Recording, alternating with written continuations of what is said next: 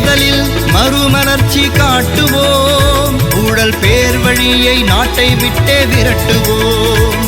தோழர்களுக்கும் தமிழ்நாட்டு மக்களுக்கும் என் இனிய காலை வணக்கம். நம் தமிழ் தேசியத்தின் தலைவர் பாரிசாலன் அவர்கள் காணொளி நாம் எல்லோரும் கண்டு வியந்து வருகிறோம்.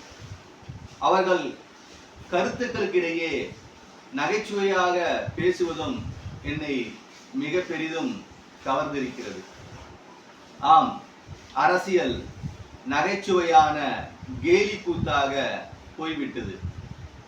சமீபத்தில் நடந்த பீகார் தேர்தலின் போது காங்கிரஸ் தலைவர் ராகுல் காந்தி அவர்கள் ஒரு இனிப்பு கடையில் புகுந்து கொண்டு அங்கு இனிப்பு தயாரிக்கிறார். இது எங்கனும் சாத்தியமானது.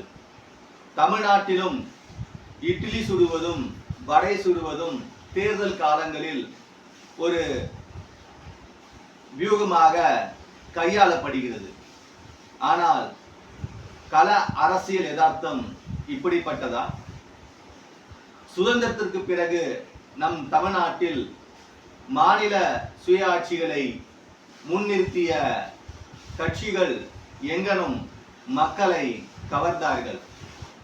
அவர்கள் மக்களின் வாழ்க்கை தரத்தை உயர்த்துவதற்கும் நம் தமிழ் மொழியை தூக்கி பிடிப்பதற்குமான களங்களை முன்வைத்து மக்களின் பேரன்பையும் ஆதரவையும் நன்மதிப்பையும் பெற்றார்கள்.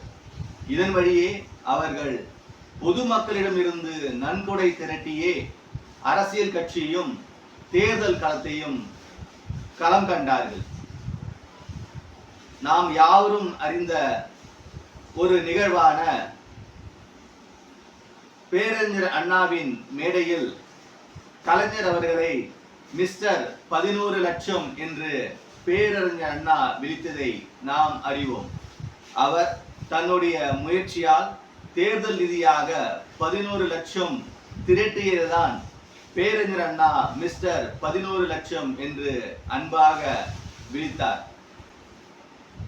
ஆனால் திராவிட கட்சிகளை எதிர்க்க வேண்டும், வீழ்த்த வேண்டும் என்று கங்கணம் கட்டிக்கொண்டு வரும் புதிய அரசியல் கட்சிகள் எல்லாமே ஏதோ ஒரு பெரு முதலாளிகளை பின்னுக்கு வைத்துதான் இயங்க முற்படுகிறார்கள்.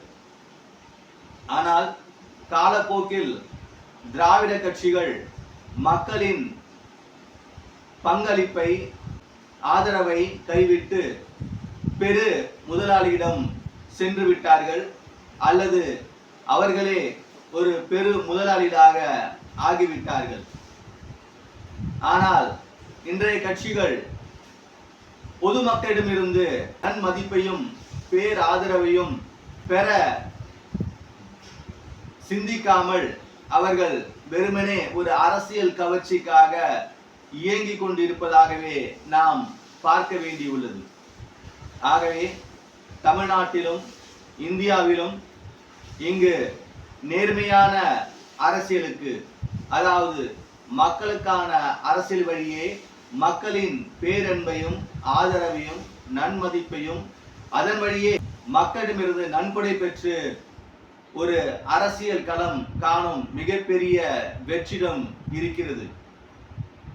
நம் தோழர்கள் அனைவரும் இச்சிந்தனையை கலந்துரையாடி நாமும் இவ்வழி நேர்மறையாக நாம் வழி நடந்தோமானால் நாம் நம் இனத்திற்கான ஒரு அரசியலை இங்கு நிச்சயமாக நிலைநாட்ட முடியும் என்று நம்புகிறேன். நன்றி, வணக்கம்.